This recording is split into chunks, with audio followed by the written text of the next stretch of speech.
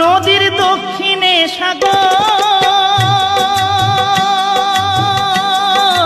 উত্তরেতে কিছু দূরে কলকাতা শহর, ভাইরে কলকাতা শহর।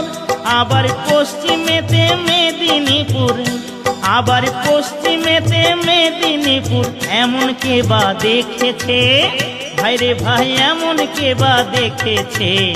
ডায়মন্ড হারবার থানার নিচে যে নদী আছে, ডায়মন্ড হারবার থানার নিচে যে নদী আছে।